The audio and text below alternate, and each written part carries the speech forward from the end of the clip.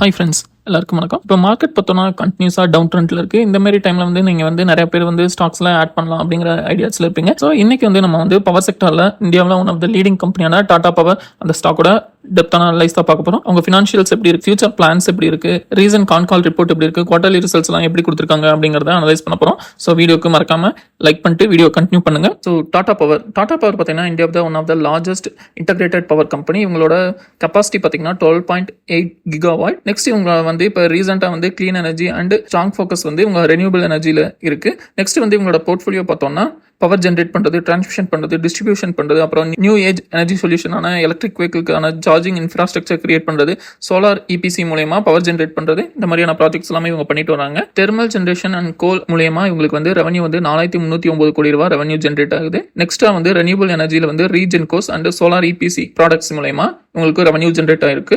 ரீஜென்கோஸ் மூலயமா வந்து 959 கோடி ஜென்ரேட் ஆயிட்டு இருக்கு. சோலார் இபிசி மூலயமா 3113 கோடி உங்களுக்கு ரெவன்யூ ஜென்ரேட் ஆகுது.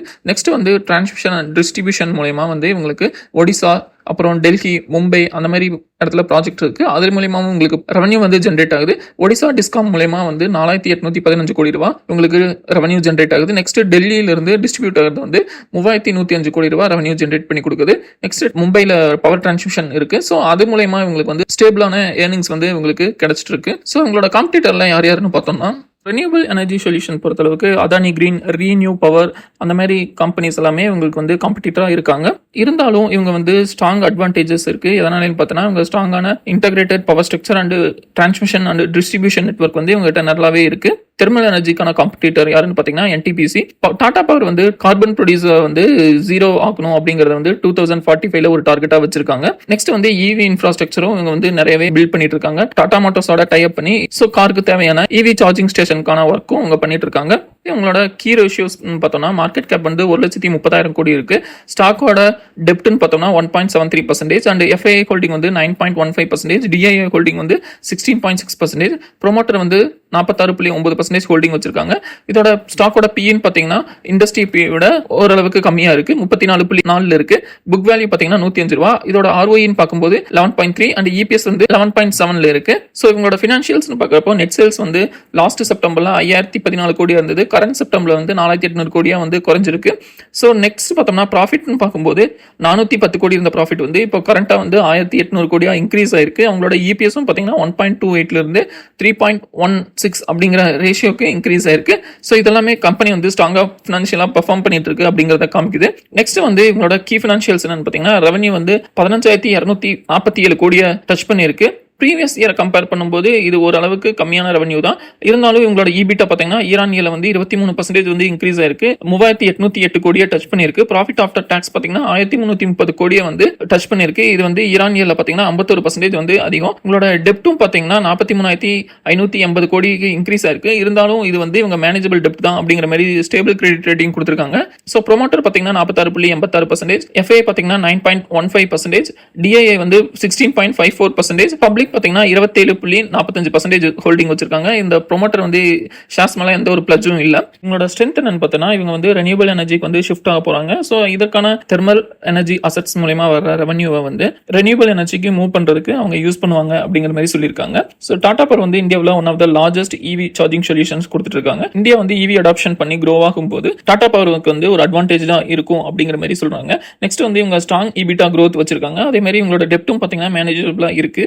ஸோ இதெல்லாமே இந்த கம்பெனிஸோட ஸ்ட்ரென்த்தாக பார்க்குறோம். ஸோ இதில் இருக்க ரிஸ்க் என்னன்னு பார்த்தீங்கன்னா இவங்க வந்து ரெனியூபிள் எனர்ஜி அண்ட் டிரான்ஸ்மிஷன் வந்து எக்ஸ்பேண்ட் பண்ணும்போது ஹை கேபிட்டல் எக்ஸ்பெண்டிச்சர் தேவைப்படும். நெக்ஸ்ட் பார்த்தோம்னா கவர்மெண்ட் போன்ற ரெகுலாரிட்டி ரூல்ஸ்னால உங்களோட மார்ஜின்ஸ் வந்து பாதிக்க வாய்ப்பு இருக்கு. அடுத்ததா பார்த்தோம்னா மார்க்கெட் காம்படிஷன் வந்து ஹெவியா இருக்கும், இன்டர்நேஷனல் ஆகட்டும் டொமஸ்டிக் ஆகட்டும். ஸோ இவங்க ரெனியூபிள் எனர்ஜிக்கு ஷிஃப்ட் ஆகும்போது நிறைய காம்படிஷனை ஃபேஸ் பண்ண வேண்டியது இருக்கும். என்னென்ன ஆப்பர்ச்சுனிட்டிஸ் எல்லாம் இருக்குன்னு பார்த்தீங்கன்னா இப்போ வந்து இந்தியா வந்து ரெனியூபிள் எனர்ஜிக்கு ஷிஃப்ட் ஆகும்போது டாடா பவருக்கு வந்து ஒரு நல்ல அட்வான்டேஜா இருக்கும் அப்படிங்கிற மாதிரி எதிர்பார்க்கிறோம். ஸோ இவங்க ஆல்ரெடி வந்து EV எக்ஸ்பென்ஷன்ல வந்து நல்ல டாப் பிளேயரா இருக்கிறதுனால இந்தியா வந்து இன்னுமே வந்து EV அடாப்ஷன் பண்ணும்போது இவங்களோட ரோல் வந்து இம்பார்ட்டண்டா இருக்கும். அதுக்கான ஆப்பர்ச்சுனிட்டிஸ் உங்களுக்கு நிறைய கிடைக்க வாய்ப்பு இருக்கு. இப்போ கவர்மெண்ட் வந்து ரீசெண்டா வந்து solar roof top and utility projects எல்லாமே இன்ட்ரோடியூஸ் பண்ணிட்டு இருக்காங்க. ஸோ இது மூலமா டாடா பவர் சோலார் EPC டிவிஷனுக்கு வந்து ஒரு சிக்னிஃபிகண்டான பெனிஃபிட் கிடைக்கும் அப்படின்னு எதிர்பார்க்கிறோம். ஸோ இது மூலமா கம்பெனிக்கு நிறைய ஆப்பர்ச்சுனிட்டிஸ் வரக்கு நிறைய வாய்ப்பு இருக்கு. நெக்ஸ்ட் இவங்களோட ஃபியூச்சர் பிளான்ஸ்லாம் என்னென்னு பார்த்தீங்கன்னா ரெனியூபிள் எனர்ஜி ஃபோக்கஸ் பண்றாங்க. 2030 பார்த்தீங்கன்னா உங்களோட கிளீன் எனர்ஜி வந்து 70% ரீச் பண்ணிருக்கணும் அப்படிங்கிற டார்கெட் வச்சிருக்காங்க. நெக்ஸ்ட் வந்து சோலார் மேனுஃபேக்சரிங் வந்து எக்ஸ்பேண்ட் பண்ணணும் அப்படிங்கிற ஆப்ஜெக்டும் அவங்க வச்சிருக்காங்க. நெக்ஸ்ட் வந்து இவி இன்ஃப்ராஸ்ட்ரக்சரை பில்ட் பண்ணுங்கிற டார்கெட்டும் உங்ககிட்ட இருக்கு. அதாவது டாடா மோட்டார்ஸ் அண்ட் லோக்கல் கவர்மெண்ட்ஸோட டைப் பண்ணி இன்னும் நிறைய இடத்துல வந்து ஃபாஸ்டான சார்ஜிங் ஸ்டேஷனை அக்ராஸ் இந்தியா ஃபுல்லாவே கிரியேட் பண்ணும் அப்படிங்கிற ஒரு ஆப்ஜெக்டும் அவங்க வச்சிருக்காங்க.